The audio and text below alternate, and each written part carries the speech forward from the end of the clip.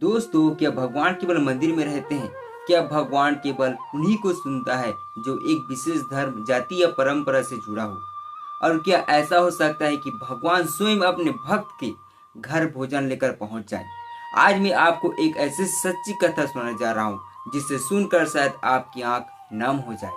दोस्तों, यह कहानी है राजस्थान के करौली धाम की और एक ऐसे भक्त जो जन्म से मुसलमान था, लेकिन जिसके प्रेम के आगे स्वयं ठाकुर जी को झुकना पड़ा। उस भक्त का नाम था काले खान। वीडियो शुरू करने से पहले कमेंट में लिखिएगा राधे राधे। करेली में स्थित भगवान मदन मोहन जी, हजारों भक्त प्रतिदिन उनके दर्शन के लिए आते हैं, लेकिन उन्हीं भक्तों के बीच एक व्यक्ति ऐसे भी था जो मंदिर के गर्भगृह में प्रवेश नहीं कर सकता था। वह था काले खान। खान एक डाकिया था। उनका काम था लोगों की चिट्ठियां पहुंचाना। एक दिन उनके हाथ में एक ऐसी चिट्ठी आई जिसके ऊपर लिखा था, श्री मदन मोहन जी महाराज केरली। काले खान मुस्कुराए। उन्हें सोचा, अरे भगवान के नाम भी चिट्ठी आती है। वह चिट्ठी लेकर मंदिर पहुंचे। उन्होंने पुजारी से कहा, यह मदन मोहन जी के नाम की चिट्ठी है। पुजारी ने चिट्ठी ले ली, लेकिन उसी क्षण काले खान की नजर मंदिर के भीतर पड़ी। उन ठाकुर जी को एक झलक दिखाई दी, बस एक पल की झलक, लेकिन वहां से एक झलक उनकी जिंदगी बदल देने वाली थी। उन्होंने पहले कभी इतना सुंदर, इतना आकर्षण और इतना जीवंत स्वरूप नहीं देखा था। उस दिन घर लौट तो आए, लेकिन मन मंदिर में ही रह गया। अगले दिन उन्होंने एक अजीब काम किया। उन्होंने खुद ही एक नकली चिट्ठी लिखी और उसके ऊपर लिखा, श्री मदन मोहन जी महाराज। फिर उसे लेकर मंदिर पहुंच गए। पुजारी ने चिट्ठी ली और काले खान के फिर से ठाकुर जी को एक झलक मिल गई। अब यह उनका रोज का नियम बन गया। हर दिन एक नई चिट्ठी और हर दिन ठाकुर जी की एक झलक। धीरे धीरे यह झलक प्रेम में बदल गई और प्रेम भक्ति में। लेकिन एक दिन उनके मन में दर्द उठा। उन्होंने सोचा, मैं मंदिर के अंदर नहीं जा सकता, लेकिन प्रभु आप तो मेरे पास आ सकते हैं ना। उस रात उन्होंने मान लिया, जब तक ठाकुर जी स्वयं मुझे मिलने नहीं आएंगे, मैं अन्न ग्रहण नहीं करूंगा। पहला दिन बीता, दूसरा दिन बीत गया, तीसरा दिन भी बीता। भूख से शरीर कमजोर हो रहा था, लेकिन प्रेम और विश्वास मजबूत होता जा रहा था। तीसरी रात दरवाजे पर दस्तक हुई। काले खान ने आंख खोली। सामने एक अत्यंत सुंदर बालक खड़ा था। उसके हाथ में एक खीर से भरा एक पात्र था। बालक मुस्कुराए और बोला, काले खान, लो मैं आ गया, अब खीर खा लो। काले खान की आंख से आंसू बहने लगा।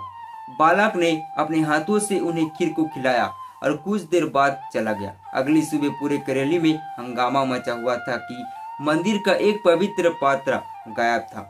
जब काले खान की यह बात पता चली तो वह तुरंत वही पात्र लेकर मंदिर पहुंच गए।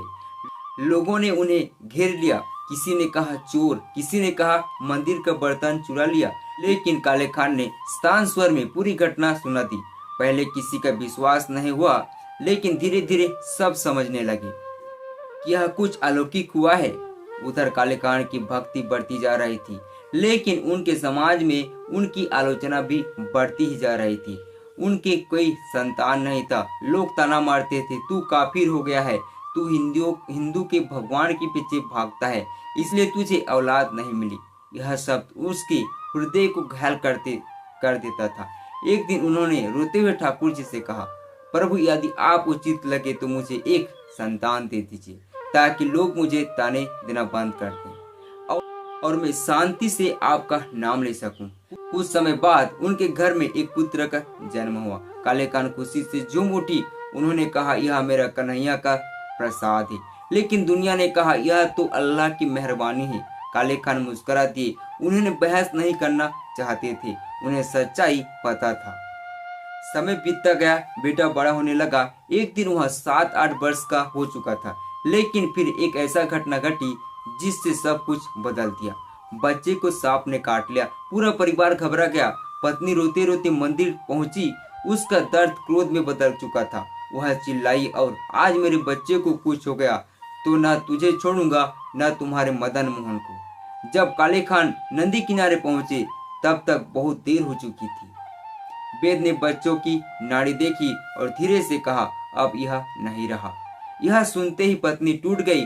वह बच्चे को उठाकर सीधा मंदिर पहुंची।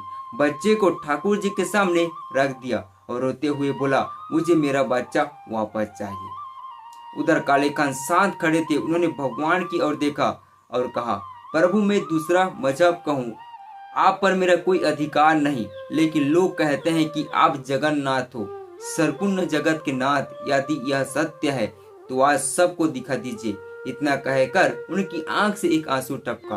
वह आंसू बच्चे के शरीर पर गिरा और तभी एक चमत्कार हुआ। बच्चा अचानक बैठा।